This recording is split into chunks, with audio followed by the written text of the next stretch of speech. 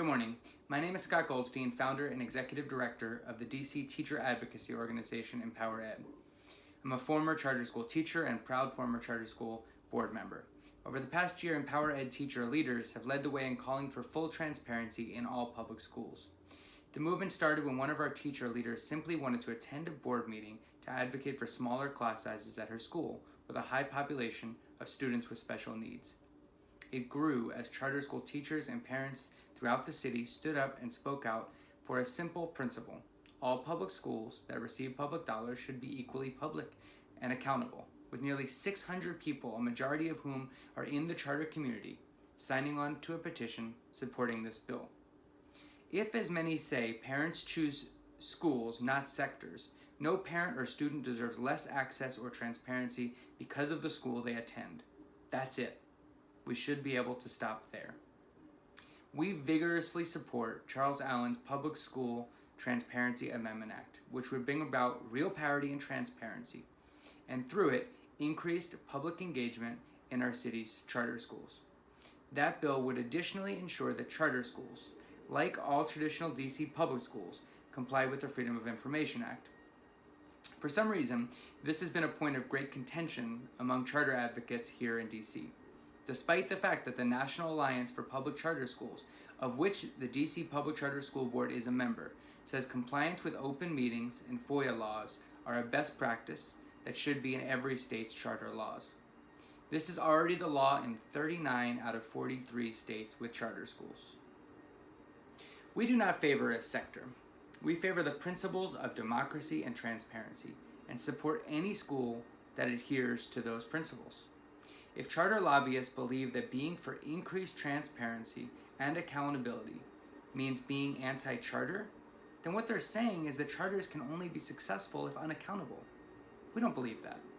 But I think the goal of charter schools is to allow broader innovation to figure out how best to serve kids, in which case increased transparency and accountability provides a path for what's working to be shared and replicated more easily, and what's not working to be more easily replaced. That's what's good for kids. That's what we should put front and center. With the vast majority of districts in which charter schools operate complying with the Freedom of Information Act at the school level, if such a burden were real, don't you think those against FOIA compliance would be presenting that hard data from their friends in other states?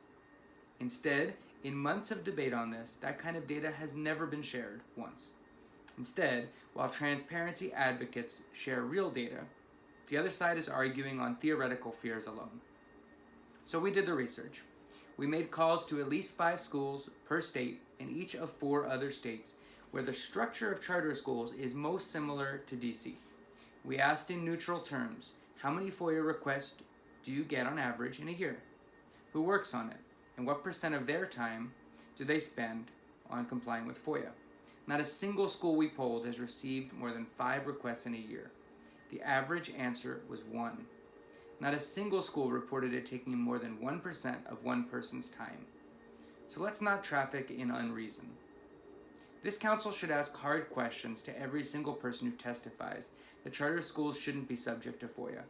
If they can provide you any data that in any place that does this now, it's proven to be a significant burden. And 2, is the tool of FOIA, which has in other states exposed sexual abuse, deprivation of special education services, and serious teacher credentialing issues, and much more in the charter sector, not worth the limited time it would take administrators to comply? Prioritizing less paperwork for adults over the health, safety, and well-being of our most at-risk children is privilege, pure and simple. Because it's precisely the families of the most vulnerable and their defenders, whether it be because of a learning disability, a language barrier, or just because they are children, that depend on access and transparency the most. While opponents want to pit adult teacher concerns versus student concerns, the truth is that educators advocate when they feel their children, their students, are being ill-served by our leaders.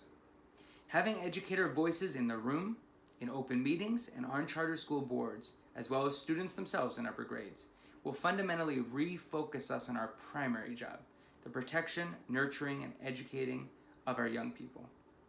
Instead of focusing on those essentials, the groups against this have pulled out all the stops.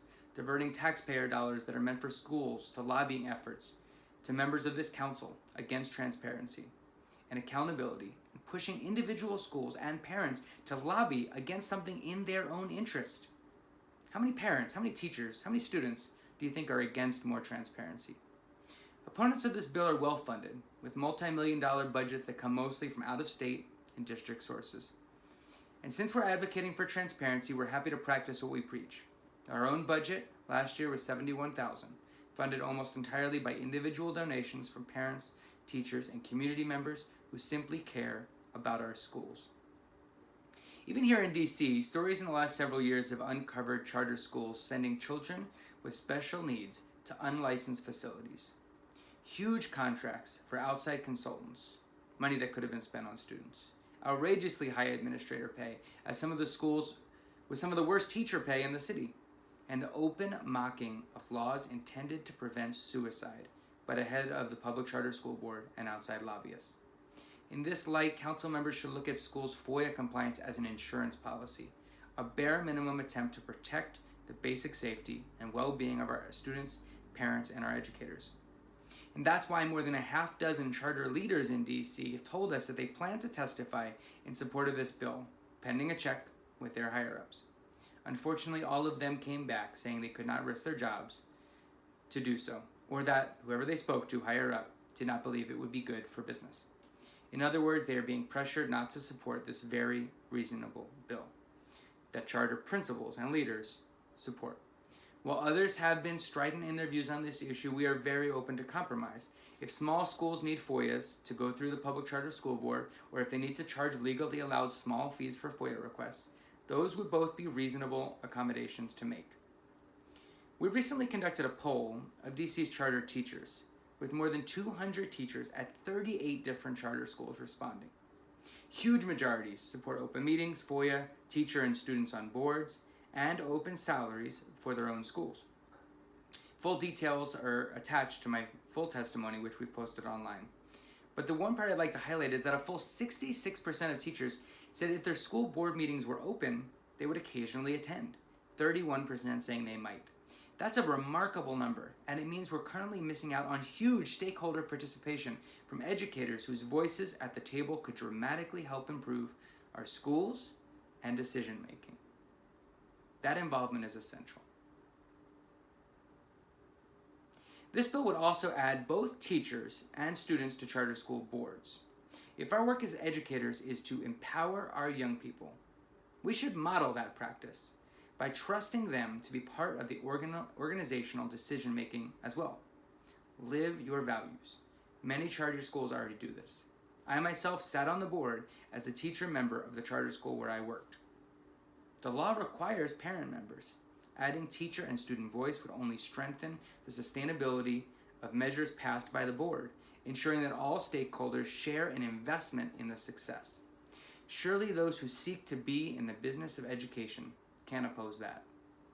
As with any board member, confidentiality applies, and so would conflict of interest recusals. That shouldn't serve as a reason not to have teacher voice. Opponents have argued that adding a teacher might mean losing expertise from the type of people normally on a board. If you think that adding teacher voice means losing expertise, education might not be the right field for you. Leveling the playing field of transparency does not imply some kind of choice between traditional schools and charter schools. Both will continue to flourish in our city. This is a choice between pro-democracy and anti-democracy, pro-transparency and anti-transparency, pro-accountability and anti-accountability. It's quite simply about whether our schools are and will act as community institutions, responsible and responsive to those they serve, and whether you in elected office will ensure that all schools who receive public dollars are held equally accountable to the public. It's about whether we'll learn about the next scandal, whether it be depriving students of special needs of critical services, sexual assault, or negligence of student safety from the newspapers, or whether all schools will be open enough to allow members of their community to help them solve problems before it's too late. The choice should be clear. Thank you.